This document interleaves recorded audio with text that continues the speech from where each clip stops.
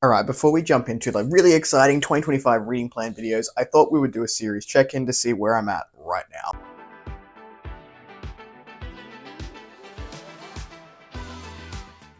Hello everyone, welcome back to A Fictional Escapist. My name is Kris, and today's video is a series check-in. I think I did one of these last year, and I don't know if I've done one this year. I just sort of went and had a look while I was making my series continuation plans for 2025 to see what the current state of play is, and there's a few here. So going through some stats on this one, I will let you know the series that I currently have ongoing, the series that I've finished, and if I'm DNFing any. So you are going to get some glare off the ring light, but I need the glasses to be able to see what is happening. Before we jump into the video today, make sure you check in the description box down below for links to my social media and Discord, should you want to come along for the ride. Now, I finished a total of two series this year so far. Actually, I haven't done a most recent check over the last couple of months. I'm pretty sure I finished two. The two that I've finished is The Song of Kamaria by T.A. Bruno. I've read a book a year and finished the trilogy this year. I had a good time with it, but I can't believe it took me 3 years to read it. But here we are, finished it, done, dusted. And then I've also finished the Tithonai, I think is what it's called, Chronicles by Foz Meadows, which was a duology. I just read one month and one the next month, and I enjoyed that for what it was as well. A little bit outside of my norm, that one, it was a male fantasy romance, and I had a good time with it. I tend to like those very occasionally. They're not my normal cup of tea, but I don't mind throwing them in every now and then. I tend to like flowery prose, and those books I've found tend to have the prose that I really love and I gravitate towards. So those are the two that I've finished in 2024. I was hoping to have a few more under my belt, but I have not done that. I have been better at getting up to date with series that I have started reading sort of in the last couple of years and sort of coming into this year. There are a few here. So I'm trying to think of the ones that I have started this year. There's a big list. So series that I'm up to date with, I have a list of 34, and I'm just quickly running through them to see if I did finish any of those or get up to date with any of those in 2024. So we'll run through. The first one is Malitu by James Lloyd Doolan. I read the novella that came out in January, and I'm up to date with that one, which is great. Up to date with Gardens of War and Wasteland by Jessica A. McMinn. So that was The Blood Curse, was the second book, and I did that one, I believe, earlier this year, if not an arc read very late last year. The Heart of Quinaria by B.S.H. Garcia. I was up to date with that one. Of Love and Loss was probably one of the most devastating books that I've read this year, and I've read Cormac McCarthy, so that I got up to date with that one, which was great. Brands of Telgear, I'm more than up to date because I have beta read the first third of book 3, so that went on the list. I think I read book 2 last year, so maybe I'm thinking of the beta read that I did for the first part of book 3 here. I also got up to date with The Dark Gods by Tara Sim. So I read the second book, which I can't see because these are short glasses, The Midnight Kingdom. I read that early this year. And also the Ancient's Blood series by Cassidy Faline. I read the second book of that this year. I'm now up to date with Dragon Spirits and World of Lunaria by L.L. McRae, the Star Children Saga by Palmer Pickering, The Tainted Dominion by Kay Matar, and then the Three Rivers Plague series by Zach and Josh Forbes. So those are the ones that I've sort of gotten up to date with. As a whole bunch of series that I've started over the year, which will probably move into series check-ins for 2025. At the current time, I have 31 ongoing series that do have books in them that I haven't read yet. So, current state of play for series, and this is a list that I took the books that which will be priority series continuations for me in 2025. So, I've done the first book of the Radiant Emperor duology by Shelley Parker Chen. I do want to get to He Who Drowned the World sometime soon to finish that one off. I really liked She Who Became the Sun. I liked what the author did playing with the gender roles as well. And I also studied Mandarin and Chinese history, part of my degree. So I've got a double degree. One of those is in Asian studies. And I'm very interested in the political landscape and the military and historical landscape of Asian cultures. So that book really did work for me because of those elements. I understand why it didn't work, maybe for people who aren't as interested in, or I guess more interested as well with historical accuracies and things like that. But I had a good time with it. I'd like to get to Huge Around the World at some point. Is it on the list for next year? No. hopefully, hopefully we get there. Next one is Empire of the Vampire or the Silver Saints, whatever the series is called, by Jay Kristoff. Had every intention of reading Empire of the Damned this year, and it just didn't happen. So it is currently still on the list. Jurassic Park by Michael Crichton. I haven't read The Lost World, and I should. I've had it on my shelf since I read Jurassic Park. And I just haven't picked it up. It's there. It looks at me occasionally, and I just ignore it. So it will happen. It is a series that I actively do want to finish, or I guess duology that I do want to finish at some point. It will happen. We hit the first one on the series continuation list for next year, which is Night Angel by Brent Weeks. Now, I think I've got it in my head as series continuation, Night Angel Nemesis. I don't know whether it's the start of a new trilogy. I haven't looked into that, but I've counted it as a series continuation. So I do want to read that one. It is on the list pretty high up for early in 2025. Legend of Drizzt by R.A. Salvatore. I think I read the first two. I liked them. They're very easy to read. They're like 300 pages. I just haven't gravitated toward picking up the third one in the series, and I think I have 1 through 6. I don't know when that's going to happen, but I'm keeping it on the list to read. It's a series that I would like to continue at some point.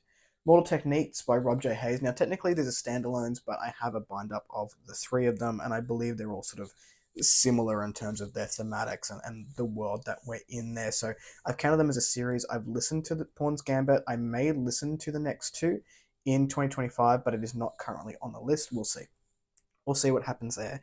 Primiteri by S.A. Tholen, probably one of my favorite sci-fis that I've read ever, in indie or trad pub. And this started with The Iron Truth, and I never went back to it. I meant to pick it up this year, I just haven't gone back. I definitely need to pick this series up. The Wolf Den by Elodie Harper. I adored the first book, The Wolf Den. This is a historical fiction following the life of a worker in a brothel in Pompeii before the eruption of Mount Vesuvius. And I adored the writing style. I loved the prose. I loved how deeply we got to look at this character and her life, and just some of the decisions that she had to make for her survival. It's a pretty grim book, I'm not going to lie, and I desperately want to get to books 2 and 3. So I'm hoping to do that in 2025. Maybe this is just going to be the same video that you're going to watch in next week. Up next, we have Ranger of the Titan Wilds by J.D. L. Rizal. I read the first book. I enjoyed the first book enough. I have books 2 and 3 on my shelf. I need to get to them at some point. Wheel of Time by Robert Jordan. That's going to take years for me to get through. I don't love them enough to blitz through the series, and I'm not going to read one every month because Rand shits me, to be completely honest. He didn't annoy me as much in the fourth book, but he's still like not my favorite dude. And if I ever read Realm of the Elderlings, which I do have on my shelf, those are Rachel's copies because she loves them. I tried. I don't like Fitz. I really don't like Fitz. And Fitz fitzes a lot. So I'll see if I ever pick that up. Similar vibe to Wheel of Time. I'm reading the series because it is Rachel's favorite, and because it is a pinnacle of fantasy and epic fantasy and these big sprawling worlds. I love the world building in it. We'll see. We'll see how far I get. But I will continue with that hopefully next year, but I'm not in any rush. Skyward by Brandon Sanderson. This surprised me with how much I've enjoyed it. That is definitely in the cards for 2025. Malazan, I will finish these 10 books if it is the end of me at some point. I have plans currently to read the ninth book, Dust of Dreams, in December, January, and then I don't know when I'll pick up the 10th book, but I'm hoping not to wait too long. Will of the Wayfinder by Lily Ann Crow. I am reading River of Stars right now, which is the second book. I recently found out that she's written these in like duologies, but they continue on in the world. So there is a third book, which is the first book of a second duology in this world. River of Stars, I'm hoping to have read this year, but it won't come off this list as there is another book in the series. The Weaverland Chronicles by Aaron N. Hall. This started with Awakened, and it was Foreordained and Purged, which I've read. I've got the third one, Awakened, to go. This is a YA, I guess, noble, bright, chosen one, found family. Very easy to read, very safe to read for kids, and I've really enjoyed it. It's simple plots done really well, and I think there is an art form to that. I would have loved these as a kid, and I've really enjoyed them now as an adult. So I think the enjoyment would be even higher if I was, of the age, the target market for these. I'm not sure when that will happen, but it is in the back of my head that I need to finish that series, and I like it enough that I do want to go ahead and do that. Next up is A Forging of Age duology by Tatiana Obi. I have said I put this on the TBR so many times this year and it just hasn't happened. I'm definitely interested in jumping back into The Forging of Age duology by Tatiana Obi. I want to read it before the next project comes out because I think they're related. Doctrines of Fire by C.L. Jarvis. I really enjoy the Doctrines of Fire. This is historical fantasy where it takes concepts that actually have happened throughout the 18th century and puts a magical spin on it. So the first book deals with phlogiston, I can't pronounce it, which is essentially this chemical reaction that creates fire. And it was really cool. I thought it was quite unique in the way that this particular book has been written, and I do want to go on and read the others in the series. I have books 2 and 3 on the shelf. Do I? I do. And I have book 4 on the Kindle. So at some point that will be happening. Divinity's Twilight by Christopher Russell. I was iffy about like the first half of the first book, and then it got really good, and I liked the sci-fi and horror elements. This is a sci-fantasy with some horror elements in there, dealing with faith, which can be hit or miss for me personally, and I really liked it by the end of it, so I'm definitely interested in carrying on with it. The second book is quite big and intimidating, and I've just had a message from him saying the third book is being finished working on at the moment, so I need to jump back into this one sooner rather than later. Then we have A Time of Falcon and Roses by Jay Tallsquall. I have the second book. He was kind enough to send it to me. That is The Promise of the Betrayer's Dagger. I love Jay's prose. It is so beautiful and flowery, and just the images that come from it is delightful. And he taught me something about the asexual side of the LGBTQIA plus community in the first book, and I'm looking forward to sort of learning more about life through his lens in a fictional setting, and I think that's really beautiful. So this is one that I will pick up as a review copy, very likely, in 2025. Then we have Interloper by Stephen William Hanna. He is currently rewriting the 3 books, so I don't know whether I'm going to wait until he's editing and rewriting to re-release them. With those coming out, I really loved the first book, Icebreaker, and I'm pretty confident that I would love books 2 and book 3, but because he's going ahead and doing that, I don't know whether it's a disservice to read them now and review them now, or to wait until he's re-released it and then read them on the re-release. We'll see. I'm undecided on that one. Then we have Fractured Orbit by Herman Stuernagel. So I read Eclipse. I really enjoyed Eclipse. I've heard book 2 falls short for some people. I'm not worried about that because I liked Eclipse enough to keep going. This is dystopian sci-fi, which was a new concept to me prior to reading Eclipse, and I've really enjoyed the concepts coming together. I thought it was really interesting. So I do want to continue on with this one. They're nice and short. I've read Bartender Between Worlds by Herman Stuernagel this year, and I like the writing. So it is one I am looking forward to getting back into. I just don't know when. Then we have The Dance of Light by Gregory Contaxis. I have read the first book and the novella, but I haven't read the book that came out this year, and I cannot remember it. The Fall of the Giants has a big dragon on the cover. I want to read it. Gregory was kind enough to send me an e-arc of that one, and I haven't gotten to it, so that's pretty high up there for next year. The Great Immortal Souls, so The Immortal Great Souls by Phil Tucker. This is one that should be done or should be up to date by the end of this year. I have an audiobook now, and after I finish that audiobook, I'll be going on to Last Rock, which is the third book, and at the moment, that is all that is out. So hopefully, we'll get another one on these next year. Gunmetal Gods by Zamil Akhtar. I read the first book again this year, so I reread it. I enjoyed it much more on reread, even though I gave it the same rating.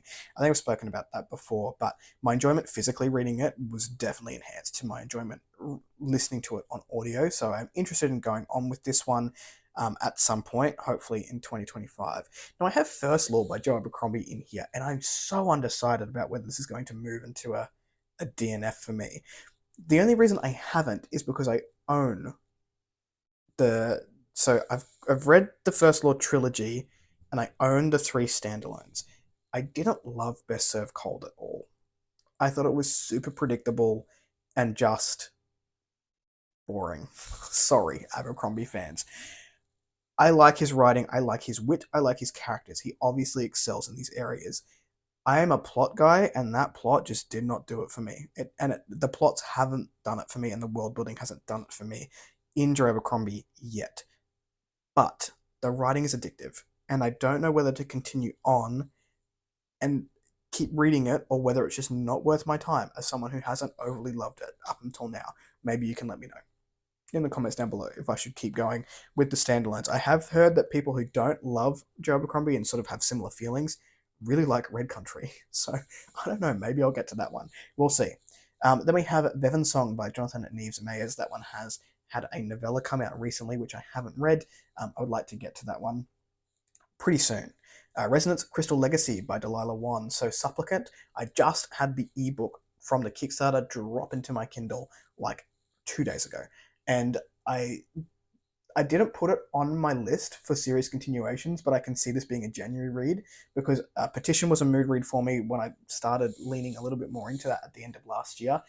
I loved it. I had such a good time with it. I'm very interested to see what Delilah has done with the second book, so it is so much bigger. Next up, we have the Indian Lake trilogy by Stephen Graham Jones. I thought I might be able to do this one in 2025. I have not. 2024, I have not. But hopefully, very early, it'll be an audiobook to finish off that series. Next one is Hybrid Helix, definitely on my radar for 2025. Joe's currently doing some rewrites on book 2, and I'm waiting till that happens, and then I'll continue on with the series. Powers of the Stars by Brian Wilson, another sci-fi book that kind of shocked me with how much I enjoyed it. I have been a fantasy guy for a very long time. When I started coming into booktube and my reading tastes started to expand, I started to like the really philosophical sci-fi. And then what was it? The Forbidden Planet by Brian Wilson is very sort of like Tomorrow When the War Began. It's quite action heavy. We've got this fan family, this crew of kids are trying to figure it out, and I was so drawn to it. And it's not something that I would necessarily normally be drawn to, but I'm coming to understand that my reading tastes, I don't have to be philosophical all the time. Sometimes I can just read for fun, and that was one of those books for me. I'm definitely looking forward to continuing on with that. I don't know when. It's not in any sort of like immediate plans, but it is in the back of my head that that's a series that I would like to continue. I think at this point there is another novel and a novella out in that world. We then have Southern Reach by Jeff Vandermeer, another one I'm planning on finishing before the end of the year. So Absolution has come out. This is the 4th book in the series, and it was written to, I guess, answer some of the questions that were left unanswered in the initial trilogy. Now, personally, I don't mind questions being unanswered. I said that I like philosophical sci-fi.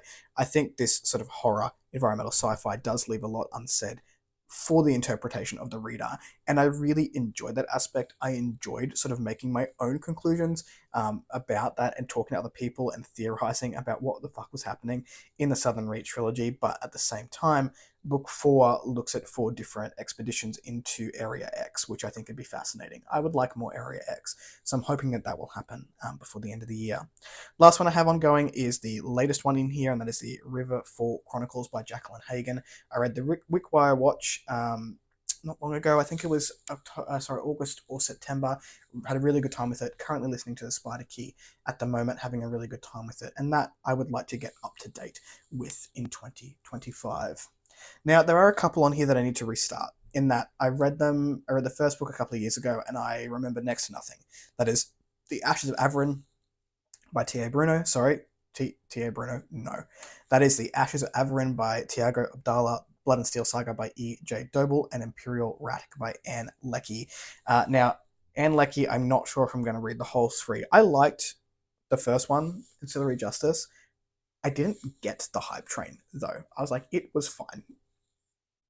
Was it good enough to keep on the series? Yes. Is it on my radar for an immediate read? No. But I haven't DNF'd it or not finale it yet. Like, it is still on my radar to get back to. I have 4 here that I have actively DNF'd for now. I don't like to say hard DNF. Nothing that I read is a hard DNF. I like reading. I enjoy going back to things when I think maybe the mood is better, or maybe when I'm in a better place, sort of, or I'm more well-read, particularly for some of these things. But the 4 I've DNF'd for now, in that they're not in my plans to go back to in the immediate or far future, unless someone tackles me and was like, no, you have to continue on with this, is The Bound of the Broken by Ryan Cahill. I read The Fall, I thought it was fine.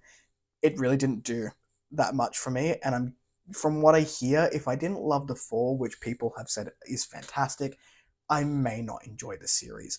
It's very classic fantasy from what I gather, but with a modern take. I like the idea of the dragon magic and what happens with the dragons in there, but not enough to read so many big books in the series. There is not enough time in the day or the world to read series that I may not gel with. I would rather leave that series to people who absolutely love it, and more power to you. Conqueror by Con Eagledon. I read the first four. The last one, I really liked the first one. The second one fell really flat for me.